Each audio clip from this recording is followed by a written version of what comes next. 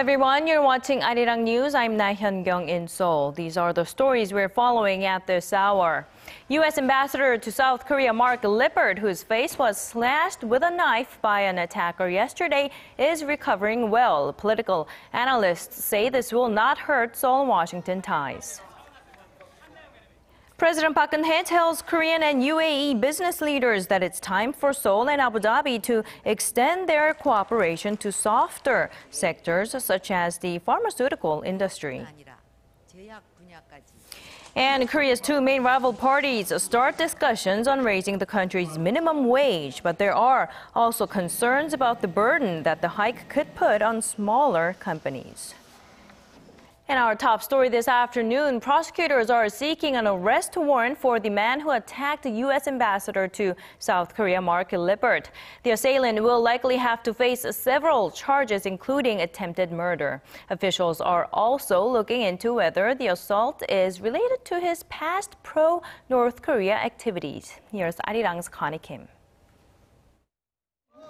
Prosecutors are seeking an arrest warrant to charge a man who carried out a bloody knife attack on U.S. Ambassador to South Korea Mark Lippert with attempted murder, business obstruction, and violence against the foreign envoy. A team of more than 100 investigators will look into the motives behind the assault and whether the attacker was working with an accomplice. Police say the attack was intentional, considering that the 55-year-old was equipped with the 10-inch knife he used in the incident. He had reportedly been planning the attack for 10 days. As he was being arrested after the assault, Kim voiced his opposition to ongoing military exercises between Korea and the U.S. and demanded they come to a halt. Police are focusing on Kim's pro-North Korea activities and are said to be considering charging him with violating the national security law, which bans support of North Korea. Kim traveled to North Korea 7 times from 1999 to 2007. He also attempted to set up a memorial in Seoul to the late North Korean leader Kim Jong-il upon his death 4 years ago. The attack on the U.S. ambassador was the first of its kind in Korea. High-level officials from the government, ruling party, and the presidential office of Cheongwade have agreed to share information with Washington in line with their bilateral ties. Lippert is at a local hospital recovering from surgery he received after the attack to repair his face and hand injuries, and doctors say he can be discharged as early as next week. Connie Kim, ARIRANG News. Now, when the story of Ambassador Lippert broke yesterday, various global media outlets were quick to report on the attack. Most of the reports are now focusing on the motive behind the bloody slashing and on how the attacker was protesting against the ongoing military drills between the U.S. and South Korea. The Washington Post led with North Korea's callous reaction to the incident and brought up the possibility of a return to heightened tensions on the Korean peninsula. CNN International also reported on how Pyongyang applauded the knife attack. Other news media pointed out the undercurrent of anti-American sentiment in certain parts of South Korean society. Now, this incident had initially sparked concerns that it could hurt Seoul's relations with Washington, but given how it was handled, most analysts say the incident will not affect their bilateral ties. ARIRANG's Hwang Sung-hee has more. South Korea and the United States have enjoyed an alliance that gets stronger by the day. And then this happened, a brutal knife attack on the U.S. ambassador to South Korea, Mark Lippert, by a South Korean man at an event in central Seoul. But most U.S.-based experts say the incident should not affect the alliance at the national level. Bruce Bennett, a senior defense analyst at the RAND Corporation, said the attack could actually strengthen Seoul-Washington alliance by giving even more justification on the need for their annual joint military exercises. Commenting on CNN, senior fellow at the Council on Foreign Relations, Scott Snyder, said the incident will likely strengthen public support in South Korea for its alliance with the U.S. Former U.S. ambassadors to South Korea echo those views. Stephen Bosworth, who was in Seoul from 1997 to 2001, called the attack a very unfortunate incident, but said Korea-U.S. ties will remain intact. Donald Gregg, who served as the U.S. ambassador to Korea in the early 90s, said he was proud of Mark Lippert's brave reactions to such a horrid attack and added that it will actually serve to bolster bilateral relations. Analysts in Seoul also agree the attack will not hurt the alliance, as both governments view it as an unpredictable lone wolf attack by a crazed individual. But they do point out that while the relationship at the government level will be unharmed, the incident could take a toll on U.S. public sentiment about security in South Korea. 황성희, 아리랑 뉴스. And moving on to other news, Korea and the UAE have agreed to upgrade the level of their economic cooperation, signing deals on areas considered softer compared to plant and railway construction. President Park Geun-hye vowed to give full support to the collaborative efforts. Arirang's presidential office correspondent Choi Yoo-sun files this report from Abu Dhabi. Highlighting the great potential in Korea's latest halal food development deal with the UAE, President Park Geun-hye told the two countries' business leaders that it's time for Seoul and Abu Dhabi to focus on the so-called software cooperation. By that, she meant going beyond the hardware infrastructure ventures. Referring to recent joint hospital management and construction projects between the two sides, the president expressed hope that the collaboration will expand into the pharmaceutical industry and thereby spur corporate investments.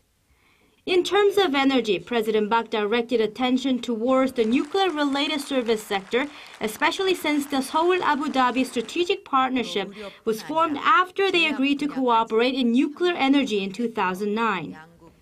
And finally, the Korean leaders stressed that the two sides should broaden their perspective and, based on their mutual trust, look towards entering a third market together. She then promised to support commercialization of collaborative ideas and to cut red tape to encourage investment.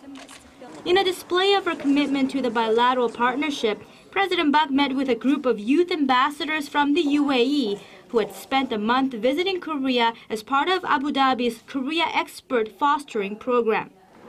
She also visited the Sheikh Zayed Grand Mosque, named after the UAE's founding father and most respected leader. On their final day in Abu Dhabi, President Park plans to meet Koreans residing here to praise their achievements and to ask that they continue doing their roles in bridging the two sides. She'll then travel to Qatar, the final stop in a regional tour. Choi Yoo-sun, ARIRANG News, Abu Dhabi. In the year 2012 for Korea was at its record high. All of the day's important events close to home and around the world. Join Laah Hyun-kyung live from Seoul. Global shopping market thinks the true meaning of creation shines through. A hike of the minimum wage has been a hot topic of discussion since Finance Minister Choi Kyung-hwan highlighted the need for one earlier this week. But it has also fueled concerns that too big of a jump could end up putting small and mid-sized firms out of business. Arirang's Kwon So-ah reports. 5,200 Korean won, or a little more than $5 an hour, is the current minimum wage in Korea. The amount has risen steadily over the years, but many say it should be climbing faster. With around 3 months remaining for the government to decide on a minimum wage rise, politicians have begun talks on the issue. It was also on the table at a meeting Friday between senior officials from the presidential office of Cheongwade, the government, and the ruling Saenuri Party. The three groups agreed that a hike is needed and that it should be discussed by the Minimum Wage Council as in the past. The main opposition New Politics Alliance for Democracy, in a separate meeting Friday, stressed the importance of an increase, especially due to the low employment rate of people in their 20s and 30s. Both rival parties also seemed to welcome Finance Minister Choi Kyung-hwan's remarks on the issue earlier this week when he expressed concerns about the possibility of deflation. Unless we raise the minimum wage, we have no chance of reviving the economy. It has come to the point that we plan to provide tax deductions for companies that raise salaries higher than their past 3-year averages. But there are also opposing voices from employers and business associations, as there are concerns that a hike to $6 or $7 an hour could cause big problems for the nation's small firms. In line with this, the Korea Employers Federation has recommended that companies refrain from raising hourly pay by more than 1.6%. 권소아, 아리랑 뉴스. Ever since Chairman Lee Geun-hye was hospitalized last year, Samsung Group has been tacitly getting ready to pass power to his heir apparent Lee Jae-yong. What's noticeable is that with the power shift, the age spectrum of the group is becoming younger. Arirang's Hwang Ji-hye has the story. The average age of Samsung Group's employees is dropping. The group says that 80% of its workers are in their 20s and 30s, while more than half of them were born in 1980 or later. Korea's top conglomerate expects the average age to drop even further as new recruits will start working by the end of the month.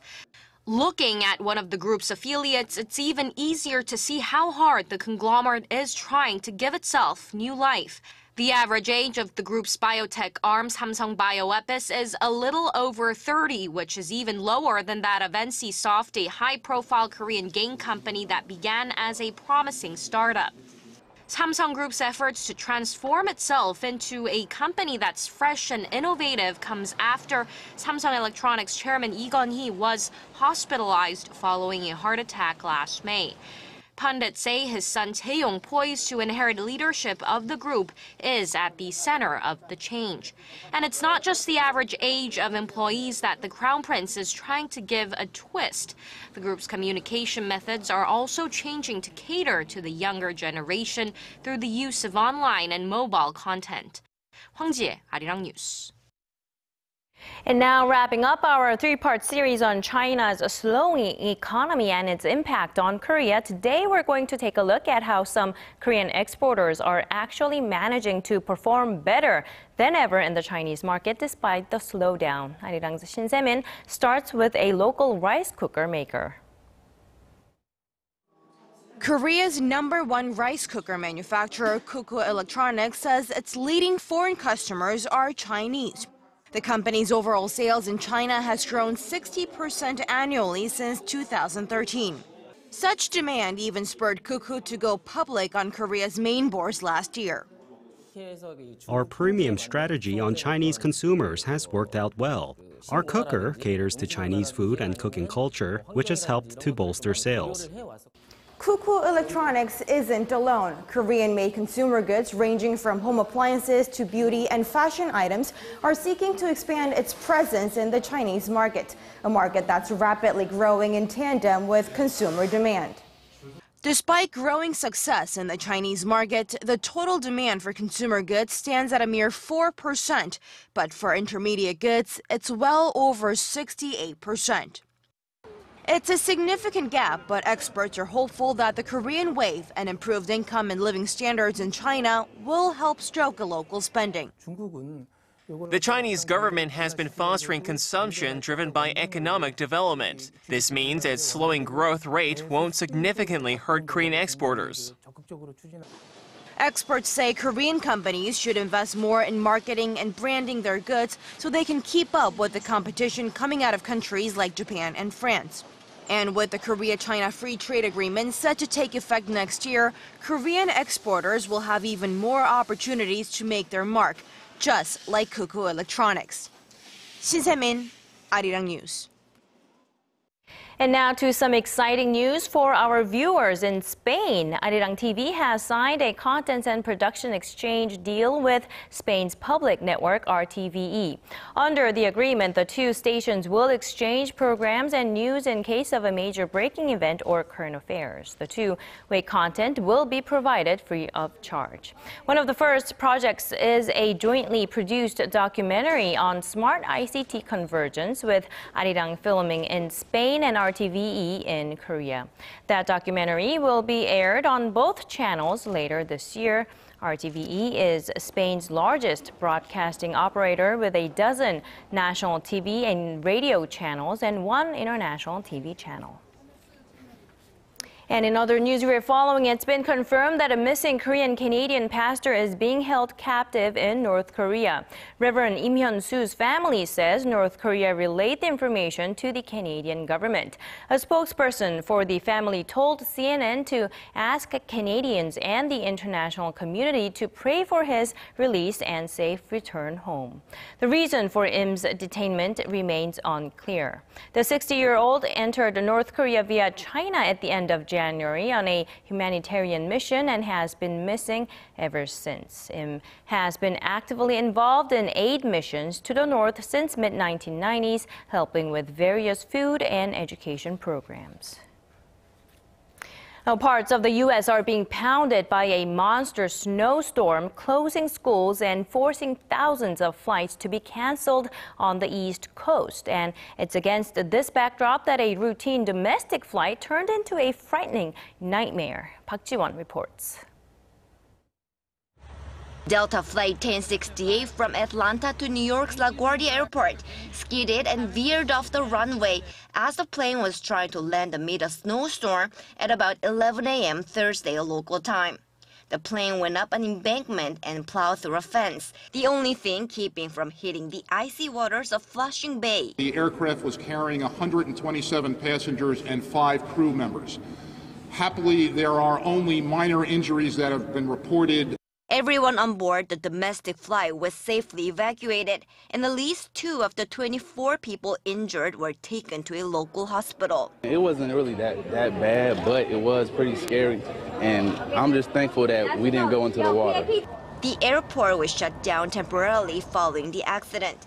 The U.S. National Transportation Safety Board has begun investigating the cause of the accident.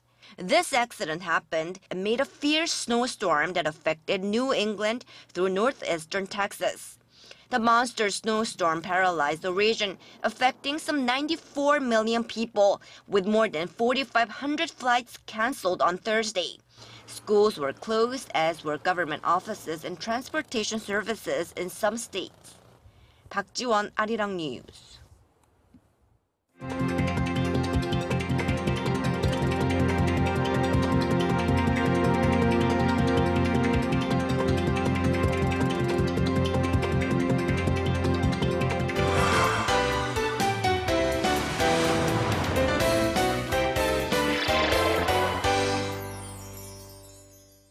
Now, we hear plenty about the big successes in Korean cinema, Ode to My Father being the most recent example. But what about the big productions that failed to make a hit? There are rising concerns that the industry may be focusing too much on expensive and risky productions. Our film critic, Conran, joins us today to talk about more about this issue. Good afternoon, Pierce. Good afternoon to you. So how bad would you say the situation is now? Well, it's a difficult issue to really kind of explain, because it's a big industry. There's a lot of films, a lot of money flowing through. But to give kind of an overview, a picture of it, you have an industry that's been doing very well over the last few years. We're hearing about big films like Ode to My Father and Roaring Currents, and indeed there's been a lot of money kind of being made, these like big figures. But if we look at like a year or two ago, especially like in 2013, it was a very good year, and there was about a 15% rate of return. So it was the biggest year ever for Korean films in terms of like the total gross, but 15% of that was actually profit. So that was very impressive. Last year was one of the biggest years ever for Korean films, but the rate of profit was only 0.3%. 0.3, not 3%. 0.3%, which is obviously very low. Very low. It's negligible, and what that means that it masks a big issue. You have Roaring Currents, which made $120 million. You have Ode to My Father, which just broke $100 million. And the first 2 Korean films to ever do that. And that's very impressive, and it's wonderful, particularly for the films, the same producer behind those, CJ Entertainment. But if you have a 0.3% rate of return on the entire industry, what that means is that a lot of films are posting huge losses, and this is the problem. Right. Most films lose money, and a lot of them are losing not just small amounts, they're some devastating losses. So what were some of the big flops last year that we didn't really garner people's attention? Well, I mean, there were honestly too many films that failed to mention here, but the ones in terms of the ones that lost the most in a dollar amount, those would include films like No Tears for the Dead, which was the Hitman film with Chang Dong-gun, which was the same filmmaker who made The Man from Nowhere, which was a huge hit a few years ago. But this one, it made about $4 million, even less than that in Korea. Haemu was another kind of film that was a huge film, but didn't do very well. It made $12 million in box office receipts. The Huntresses, which was kind of a Charlie's Angels style Joseon period film, made about $3.5 million. And The Royal Tailor, another period film, it's about 6.2. Now, all those 4 films cost about $10 million to produce. And to kind of give some context to those figures, typically when a film grosses money, it only gets half of that back, half of that will stay with the theater. So then suddenly those numbers look a little more troubling. Right, and also they have to distribute to, even with the half of what they get, it's not all the net profit that they get, of course, obviously. Exactly, yeah. And then, of course, there's the P&A, the production and advertisement budgets, which are on top of the 10 million I've said. Right, so what kind of a loss could these films be looking at in terms of numbers then? Well, to take as an example, No Tears for the Dead, which I'm thinking is probably the film that lost the most money last year. So and it's a film that cost about 10 million to make, partly because they shot a lot of that in America. And so the film had receipts of under 4 million. And if we include the P&A costs, the total negative cost of the film is going to be around 11.5 or $12 million. And so, you know, with 3.7 million box office returns, and maybe half of that actually goes back to the studio. So we're looking at, you know, $1.9 million. And suddenly you're looking at a loss of almost $10 million. It's a negative return of almost 85%. And of course, there is some more money to be made in the physical market and on VOD, but in Korea, the vast majority of sales are still theatrical. Of course. One other point with this particular film is that it's a CJ film, and CJ Entertainment are affiliated with CGV Cinemas, the largest exhibitor in the country. So, of course, I can't be sure of the figures. It's all complete speculation on my part, but it certainly lost a lot of money. And you were telling me earlier that this year is no different. At least for now, it looks like there's a big period film coming out this week, or it came out this week, and you said it was off to a bad start. Yeah, so that would be Empire of Lust, which is already the second Joseon era film of the year, and there's going to be a lot more to come. But this one's off to a terrible start. It opened yesterday, and it made about $500,000, a little less than that.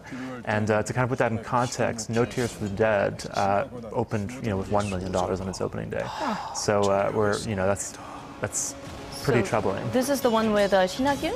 Yes, with Shin Ha-gyun and Jang Hyuk, as well as Kang Han-eul and Kang Han-na. And it's a film that you know, could have been interesting. It's set at the very beginning of the Joseon dynasty, so during the first king's reign, and kind of it's a tale of kind of the intrigue of someone who wants kind of to take over the throne, and also kind of an erotic thriller at the same time. So what do you think the problem, if we may say, is with this film? In this particular example, I mean, personally, I'll say that I really don't care for the film, and I think I'm not alone. The critical response has been pretty damning so far, and I also don't think the film seemed that appealing. The elements are there, but I don't think it was packaged all that well. Perhaps people who have seen the trailer might agree that it didn't really look all that appealing. And also, we have had so many period films, and a lot of them have, you know, now are not doing that well anymore. So we had Detective K, which did well earlier this year, but you know, that was a sequel to a well-liked film, so it had a better chance. But then The Royal Tailor, which was in December, was one previous to that, and that was another big loss. So I think there's kind of some fatigue has begun to set in, and audiences are getting a little tired of seeing the same thing. And but yeah, period films, we include not just the Joseon films, but anything that's got a period setting. Right. We've already had 5 in the first 64 days of the year, which is this year. Yeah. So we've had, including Detective K and Empire of Lust. There was also Chronicle of Blood Merchant, Gangnam Blues, and of course C'est Si Bon. Wow, I mean, that's quite a number. 5 period films in the first 64 days. I mean, period films, to begin with, they are pretty pricey because of the costumes and everything. But besides the costs of making the film, what would you say are some of the other problems that may have been associated with this big flop in period films? So certainly the cost is kind of the big issue. These films are risky. They need to make much more money than more modestly budgeted productions. And I think the fact that so many of them are beginning to resemble each other is a problem, so they can't really differentiate them as well.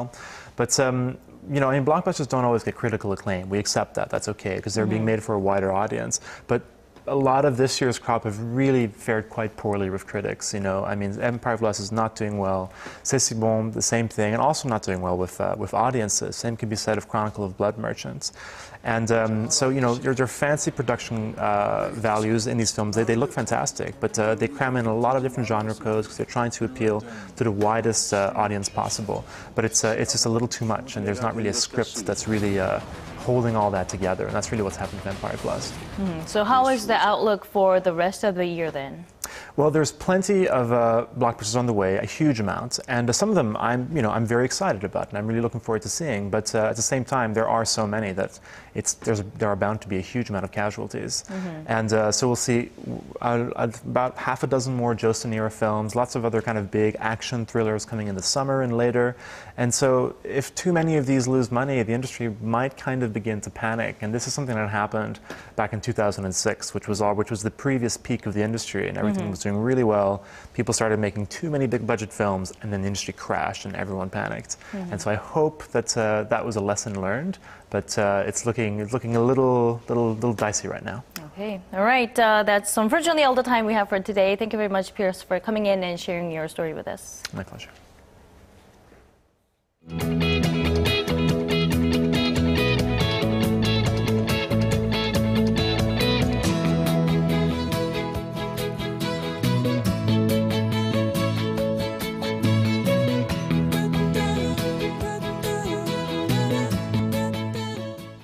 That's a wrap from us at this hour. I'm Laah Hyun-kyung in Seoul. Thanks for watching.